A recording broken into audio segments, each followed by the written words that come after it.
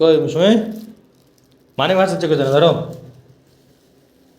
তোর বাটার মাছ বাটা মাছ বাজার থেকে কাটতে নিয়ে এসো ধুয়ে নিয়ে হ্যাঁ এসো কি করে কাটতে লেছি তুমি যে কাটতে পারো না জানে কাটতে লেছি ভালোই তো হয়েছে আমি তো কাটতে কাটতে মেলা টাকা 40 লেছে কাটতে। আসসালামু আলাইকুম, কেমন আছেন সবাই? আশা করি সবাই অনেক ভালো আছেন। আজকে আমি রান্না করছি। জানেন তো আমার বউ বাসায় নাই, আমি একা একা রান্না করি বা প্রতিদিন একা একা রান্না করে খাই। আগে থেকে একা একা রান্না করি। আজকে আজকে রান্না করছি আলু আলু বাংলাদেশের মাছ, যেটা জাতীয় মাছ বলা হয় বাংলাদেশের মাছ, মানে মাছ আলুতে রান্না করছি। দেখেন আমি আসলে রান্না করতে প্রায় আগে থেকেই রান্না করি। বউ থাকুক ওরা থাকুক, তার আগে থেকে রান্না করি। তো রান্নার তরকারি কালারটা কেমন হয়েছে অবশ্যই কমেন্ট করে সবাই জানাবেন। ঝোলটা দিয়েছিলাম কিন্তু ঝোলটা থাকেনি। এই যে ভাত রান্না করছি, আগের ভাত ছিল ওইগুলো ভাত। আর আমার ঘরের কথা যদি বলেন, আমার ঘরে তেমন কিছু নাই, এই যেগুলাই আমি ফ্লোরে শুয়ে থাকি। আর আমার ওয়াইফ বাসায় বলতে শ্বশুরবাড়ি আছে, মেডিকেলে ভর্তি হয়েছে। ওখানে একটু সমস্যা, অনেক জায়গায় জানেন যে আমার বইয়ের বাইরের সমস্যা হয়েছে, তাই মেডিকেল ভর্তি করা হয়েছিল। যাই হোক, এখন আমি খাবো, আমার খাওয়া পালা।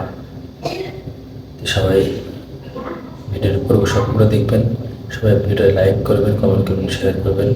আপনার কাছে এটা অনুরোধ। এখন আমি খাবো, আমার খাওয়া দাওয়ার পালা এখন। এই যে আমি ভাত বেড়ে নিয়েছি, এতে পাঙ্গাসের মাছ, এই যে পাঙ্গাসের মাছ আর আলু কাটি। পাটটা অনেক গরম।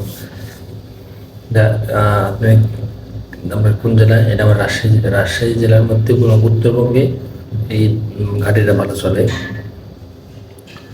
এই আপনার আলু ঘাটি, আলুর ঘাটি যেটা কয় ভালো চলে, এটা আমি খাই প্রায় দিনই। আলু ঘাটি রাত খাই, আলু ঘাটি খেতে আমার অনেক ভালো লাগে। বাসার দেশের বাড়ি কোথায় অবশ্যই কমেন্ট করে জানাবেন। কার দেশের বাড়ি কোন জায়গায় এটা অবশ্যই কমেন্ট করে জানাবেন।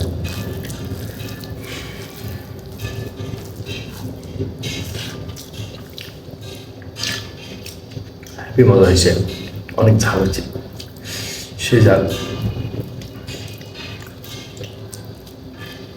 তাহলে আমি ছোটোকাল থেকে রান্না করি, ছোটোকাল থেকে রান্না করা আমার অভ্যাস। আমার স্ত্রীকে আমি রান্না করতে দিই না। আর ওই আর কি, স্ত্রীকে রান্না করতে দিই না, নিজে নিজে রান্না করে খাই।